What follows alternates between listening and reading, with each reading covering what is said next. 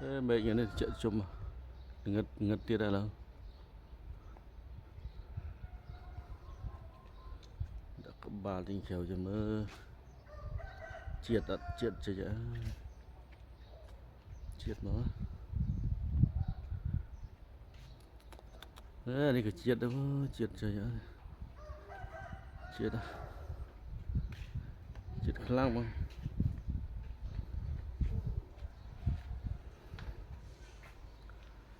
triệt nhàng nữa đấy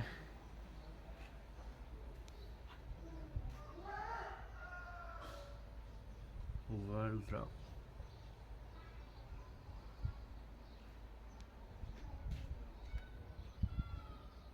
Mazut